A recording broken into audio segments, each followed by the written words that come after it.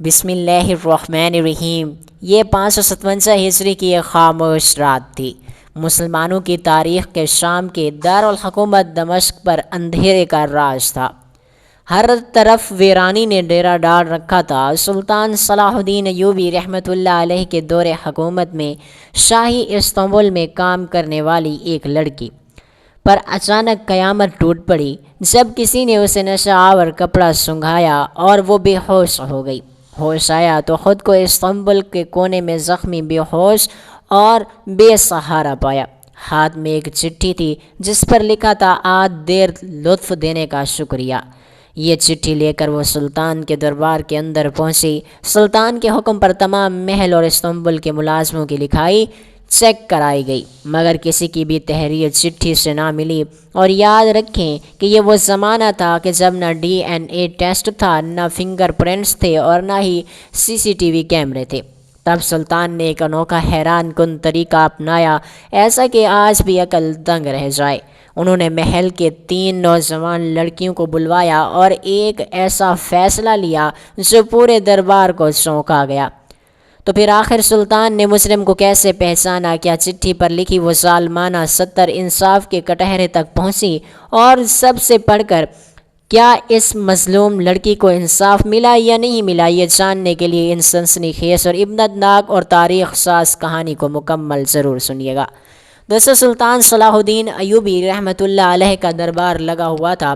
ہر طرف لوگ بیٹھے ہوئے تھے، اپنے اپنے مسئلے بیان کر رہے تھے اور سلطان سب کی بات غور سے سن کر انصاف کے فیصلے سنا رہے تھے۔ اچانک دربار کے بیچوں بیچ ایک دبلی پتلی لڑکی آ کر کھڑی ہو گئی اور اس کے کپڑے گرد سے آٹے ہوئے تھے، آنکھوں میں تھکن تھی، مگر چہرے پر غیرت اور خودداری کا رنگ صاف جھلک رہا تھا۔ سلطان نے نرمی سے اس سے پوچھا کہ بیٹی، تم کیوں آئی ہوئی ہو؟ کیا پریشانی ہے؟ لڑکی نے نظریں جھکا کر کہا کہ سلطان معظم، میرا باپ لوہار ہے اور چند دن پہلے کام کے دوران ایک بڑی چنگاری اس کے ہاتھ پر آ گری۔ اب اس کا ہاتھ جل کر بیکار ہو چکا ہے۔ ہمارے پاس علاج کے پیسے بھی نہیں ہیں اور کئی دنوں سے ہم بھوکے سوتے ہیں۔ یہ سنتے ہی سلطان کا دل لرز گیا اور دل ہی دل میں سوچنے لگا کہ اگر قیامت کے دن اللہ پاک نے مجھ سے پوچھ لیا کہ تمہاری سلطنت میں لوگ بھوکے مر رہے تھے اور تم کیا کر رہے تھے، تو میں کیا جواب دوں گا؟ سلطان نے فوراً خراسی کو بلایا اور حکم دیا کہ لڑکی کو سونے کے سکے دے دیے جائیں اور اس کے باپ کا ہر مہینے کا وظیفہ مقرر کر دیا جائے۔ مگر اس لڑکی نے سر اٹھایا اور بے جھجک بولی، نہیں سلطان معظم، مجھے سونے کے سکے نہیں چاہیے، نہ ہی کوئی وظیفہ چاہیے۔ یہ سن کر دربار میں حیرت کی لہر دوڑ گئی۔ سلطان نے تعجب سے پوچھا، تو پھر بیٹی تمہیں کیا چاہیے؟ لڑکی نے مضبوط لہجے میں کہا کہ مجھے سلطنت پر بوجھ نہیں بننا، میرا باپ خوددار آدمی ہے اور میں بھی اس کی بیٹی ہوں۔ اگر آپ اجازت دیں، مجھے محل میں کوئی کام دے دیں، میں محنت کر کے اپنے ماں باپ کا پیٹ پالوں گی۔ سلطان صلاح الدین ایوبی اس لڑکی کی غیرت اور حوصلے سے بہت زیادہ متاثر ہوئے۔ انہوں نے اپنے ایک ساتھی کو حکم دیا کہ لڑکی کو محل میں مناسب کام دے دیا جائے۔ لیکن جب دیکھا گیا محل میں کوئی خالی جگہ نہ تھی، سلطان کے ساتھی نے دربار میں دوبارہ آنے کی بجائے لڑکی کو استنبول یعنی گھوڑے کے باڑے میں ملازمت کی پیشکش کی۔ کام سخت تھا، گھوڑوں کو چارہ ڈالنا، پانی دینا، صفائی کرنا، مگر لڑکی نے کہا کام تو کام ہوتا ہے، جب نیت محنت کی ہو تو کوئی کام چھوٹا یا بڑا نہیں لگتا۔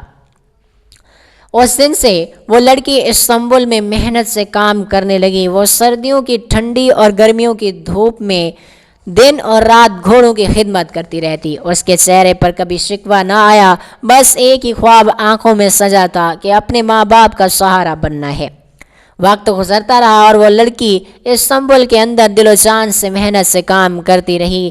گھوڑوں کو چارہ ڈالنا، پانی دینا، صفائی کرنا، وہ سب کچھ بڑے خلوص سے دل سے کرتی۔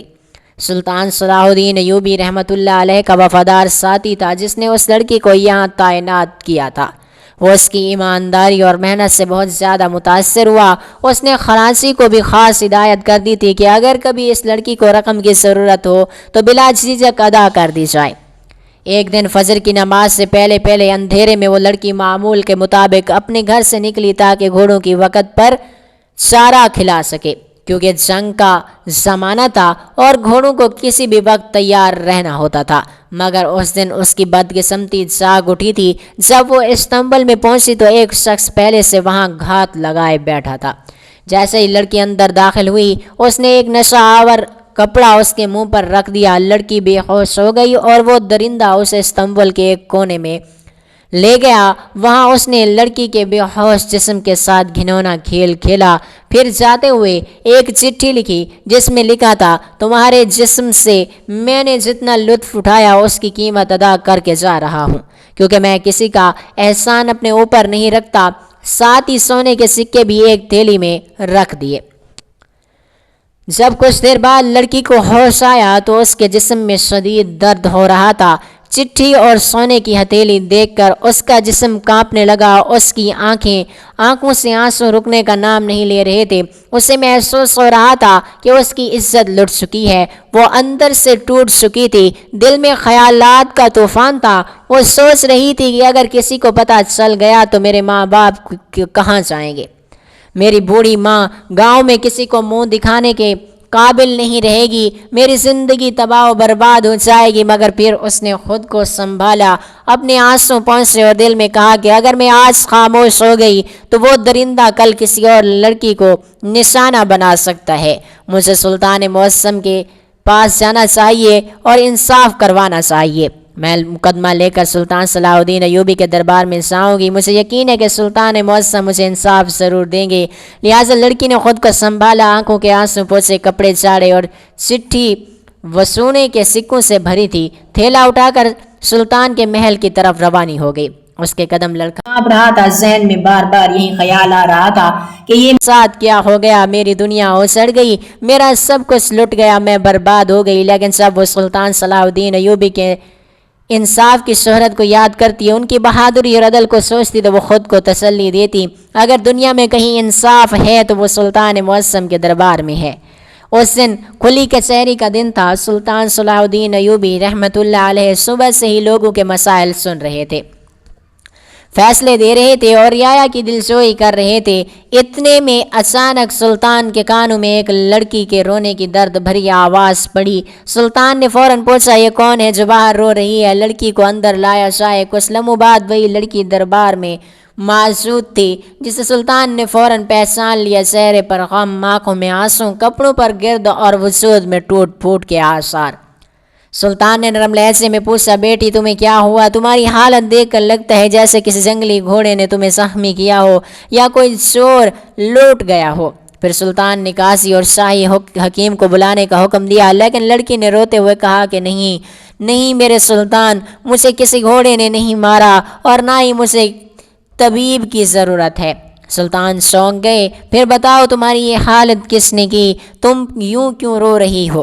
لڑکی کی زبان کانپتے ہوئے سچ بولنے لگی، سلطان معظم، آج صبح جب میں حسب معمول استنبول پہنچی تو وہاں ایک درندہ پہلے سے چھپ کر بیٹھا گھات لگائے تھا۔ جیسے ہی میں اندر داخل ہوئی اس نے پیچھے سے آ کر میری ناک پر کوئی نشہ آور کپڑا رکھ دیا۔ میں بے ہوش ہو گئی اور جب ہوش آیا تو میرے جسم میں درد تھا۔ میرے پاس ایک چٹھی اور ایک سونے کے سکوں سے بھری ہوئی تھیلی رکھی ہوئی تھی۔ یہ سن کر سلطان ایوبی رحمۃ اللہ علیہ کا چہرہ غصے سے سرخ ہو گیا۔ وہ اپنی نشست سے اٹھا اور گرج کر بولا، کیا کسی کو موت نے آ گھیرا ہے جو ایسی گھنونی حرکت کی، وہ بھی سلطان کے شاہی استنبول کے اندر؟ سلطان نے فوراً حکم دیا کہ چٹھی مجھے دو۔ جب سلطان نے چٹھی پڑھی تو تحریر دیکھتے ہی فوراً سپاہی کو حکم دیا کہ شہر کے مشہور ماہر خوشنویس کو بلایا جائے۔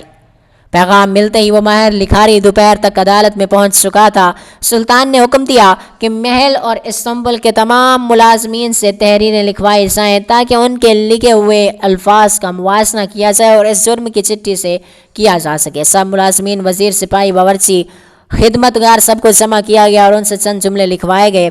ماہر لکھاری نے ہر تحریر کا باریک بینی سے جائزہ لیا، لیکن کافی دیر کے بعد اس نے افسوس سے کہا کہ سلطان معظم بدقسمتی سے ان تمام تحریروں میں سے کسی کو بھی لکھائی اس چٹھی سے نہیں ملتی۔ یہ سن کر سلطان صلاح الدین ایوبی رحمۃ اللہ علیہ حیران و پریشان ہو گئے۔ انہوں نے کہا اگر محل اور استنبول میں موجود ہر شخص کا موازنہ کر لیا گیا پھر یہ درندہ آخر ہے کون؟ تو وہ لکھاری خاموش ہو گیا اور سلطان صلاح الدین ایوبی رحمۃ اللہ علیہ پریشانی کے عالم میں گہری سوچ میں ڈوب گئے۔ اس کے بعد پورا دربار خاموش تھا، سب کی نظریں سلطان پر جمی ہوئی تھیں اور وہ لڑکی اشک بار آنکھوں سے انصاف کی آس لیے سلطان کی آنکھوں کو دیکھ رہی تھی۔ اس کی آنکھوں میں جو دکھ اور درد چھپا تھا شاید وہ صرف ایک سلطان کا دل ہی سمجھ سکتا تھا۔ سلطان نے ایک بار اس لڑکی کی طرف دیکھا، پھر نظریں جھکا لیں اور دل ہی دل میں کہنے لگے کہ اگر میں اس بیٹی کو انصاف نہ دے سکا تو مجھے اس سلطنت پر حکمرانی کا کوئی حق نہیں ہے۔ اگر میرے دربار میں بیٹھ کر کسی کی عزت لٹ جائے اور میں اسے انصاف نہ دے سکوں تو میرا جینا بھی حرام ہے۔ وہ سوچوں میں گم تھے کہ اچانک ایک خیال بجلی کی طرح سلطان کے ذہن میں آیا۔ فوراً بولے مجھے وہ تھیلی دکھائی جائے جو اس لڑکی کے ساتھ پڑی ہوئی تھی۔ لڑکی نے وہ تھیلی نکالی اور ایک سپاہی نے اسے اٹھا کر سلطان کے سامنے رکھ دیا۔ سلطان نے جیسے ہی ہتھیلی سے سکے نکالے اور ان پر نظر ڈالی تو اس کے چہرے پر حیرت کے آثار ظاہر ہو گئے۔ سکوں کو دیکھتے دیکھتے سلطان نے اپنی نشست چھوڑی اور گرجدار آواز میں بولے کہ اے محل کے درباریوں، اگر مجرم ہے تو وہ اسی محل کے اندر موجود ہے، اور جس نے بھی یہ گھناؤنی حرکت کی ہے وہ خود سامنے آ جائے۔ اگر وہ اقرار کرے گا تو شاید لڑکی کے معاف کرنے پر اسے معافی مل جائے یا سزا میں نرمی ہو سکتی ہے، لیکن اگر وہ ثبوتوں کے بنا پر پکڑا گیا تو اس کے لیے کوئی معافی نہ ہوگی۔ پورے دربار میں خاموشی چھا گئی، کسی نے کچھ نہ کہا۔ پھر سلطان نے گرجدار حکم دیا ایک بڑا کڑھایا لایا جائے، اس کے نیچے آگ جلائی جائے اور اس میں پانی ڈالا جائے۔ سب حیران ہو گئے، سوچنے لگے کہ جرم تو ایک نے کیا ہے مگر سلطان نے سب کو سزا دینا چاہتے ہیں۔ سپاہیوں نے ایک بڑا کڑھا لایا اور دربار میں رکھ دیا، اس کے نیچے کوئلے رکھے۔ چند ہی لمحوں میں آگ بھڑک اٹھی اور جب سلطان کے حکم سے اس میں پانی ڈالا گیا تو وہ پانی بھی جوش مارنے لگا، گرم بھاپ اٹھنے لگی۔ سب درباری اور ملازمین کانپنے لگے، کسی کی سمجھ میں کچھ نہیں آ رہا تھا، ہر ایک اپنے گناہوں کو یاد کر رہا تھا اور دل ہی دل میں اللہ پاک سے معافی مانگ رہا تھا۔ سب کو لگا شاید ان کی آخری وقت آ چکا ہے، مگر اسی لمحے سلطان صلاح الدین ایوبی رحمۃ اللہ علیہ اپنی نشست سے اٹھے، آہستہ آہستہ اس کھولتے ہوئے کڑھائی کے قریب آئے، جیب سے تھیلی نکالی اور اس میں سونے کے سکے نکال کر ایک ایک کر کے اس کھولتے ہوئے پانی میں ڈالنا شروع کر دیے۔ یہ منظر دیکھ کر سب درباری حیران رہ گئے، سانسیں بحال ہوئیں، مگر ذہنوں میں سوالات ابھرنے لگے کہ آخر سلطان یہ کیا کر رہے ہیں؟ سونے کے سکوں کو کھولتے ہوئے پانی میں ڈالنے کا کیا مقصد ہے؟ ان سکوں کا تعلق اس جرم سے کیا ہے اور سلطان اس عمل سے مسلم کو کیسے بے نقاب کرنا چاہتے ہیں؟ تمام درباریوں کی نظریں سلطان صلاح الدین ایوبی رحمۃ اللہ علیہ پر جمی ہوئی تھیں، جو کھولتے ہوئے پانی میں سونے کے سکے ڈال کر خاموشی سے کچھ سوچ رہے تھے۔ چند لمحے بعد سلطان نے گردن اٹھائی اور گرجدار آواز میں کہا کہ مسلم نہ محل کے اندر کا ہے نہ استنبول کا ہے بلکہ شہر سے باہر کا آیا ہوا ہے۔ درباری ایک دوسرے کی طرف حیرانی سے دیکھنے لگے جیسے ہی ان کی سوچ کی دیواریں گر گئی ہوں۔ سلطان نے فوراً سپاہیوں کو حکم دیا شہر میں جتنے بھی شہد فروش ہیں سب کو گرفتار کر کے دربار میں حاضر کرو۔ درباریوں کے دل میں سوالات کی لہر دوڑ گئی کہ شہد فروشوں کا اس بھیانک جرم سے کیا تعلق ہو سکتا ہے۔ اسی آسنا میں ایک درباری بے اختیار بول اٹھا، سلطان معظم آپ کے حکم نے ہمیں حیران کر دیا، ہمیں کچھ بھی سمجھ نہیں آ رہا، آپ ہم پر رحم کریں اور اس پہلی کا حل بتائیں۔ سلطان نے ہاتھ بلند کیا اور کہا پہلے مسلم کو بے نقاب ہونے دو، پھر سب کچھ واضح کر دوں گا۔ کچھ ہی دیر میں 4 مشہور شہد فروش دربار میں لا کھڑے کیے گئے۔ سلطان نے پہلا سوال کیا، بتاؤ واقعے کی صبح تم کہاں تھے؟ پہلا شہد فروش بولا، سلطان معظم میں تجارتی قافلے کے ساتھ کئی دنوں سے شہر سے باہر تھا، آج صبح ہی لوٹا ہوں۔ قافلے کے تاجروں نے گواہی دی کہ وہ سچ کہہ رہا ہے۔ دوسرے نے کہا میں بیمار تھا، حکیم سے دوا لے رہا تھا، حکیم نے بھی تصدیق کی کہ وہ مسلسل زیر علاج تھا۔ تیسرے نے بتایا کہ میں شہد جمع کرنے جنگل گیا ہوا تھا اور آپ کے قریبی وزیر نے مجھے وہاں پر دیکھا تھا۔ وزیر نے اسی اسبات میں سر ہلا دیا اور اب صرف اور صرف ایک شہد فروش باقی تھا کہ جس کا چہرہ زرد ہو چکا تھا، پسینے کی قطرے اس کی پیشانی سے گر رہے تھے۔ سلطان نے آنکھوں میں آنکھیں ڈال کر پوچھا تم کہاں تھے؟ اس نے گھبرا کر کہا میں اپنی دکان پر تھا، تاجر وہی گواہی دیں گے۔ تاجروں نے کہا کہ سلطان معظم اس کی بات درست ہے، لیکن آج صبح یہ دکان بند کر کے کہیں چلا گیا تھا، کہنے لگا مسجد جا رہا ہوں، مگر ہم میں سے کسی نے اسے مسجد میں نہیں دیکھا تھا۔ اتنے میں دربار میں بیٹھی ایک چھوٹی سی لڑکی آہستہ سے کھڑی ہوئی اور بولی سلطان معظم، میں نے آج صبح اسے اپنی دکان سے ایک تھیلی میں سونے کے سکے ڈال کر جاتے دیکھا تھا اور وہ استنبول کی طرف جا رہا تھا۔ جیسے ہی الفاظ گونجے پورے دربار میں سناٹا چھا گیا۔ سلطان نے آسمان کی طرف دیکھا، پھر نظریں مجرم پر جما کر بولے ثبوت تمہارے خلاف ہیں، اگر آپ بھی انکار کیا تو تمہیں اس کھولتے ہوئے پانی میں پھینک دیا جائے گا جو تمہاری جھوٹ کو جلا کر راکھ کر دے گا۔ شہد فروش کا بدن لرزنے لگا، وہ سلطان کے قدموں میں گر کر رونے لگا، سلطان معظم مجھے معاف کر دیں، یہ گناہ مجھ سے سرزد ہو گیا، مجھ سے بھول ہو گئی۔ سلطان نے بلند آواز میں حکم دیا اسے قید خانے میں ڈال دیا جائے اور تاکہ یہ دوسروں کے لیے عبرت بنے۔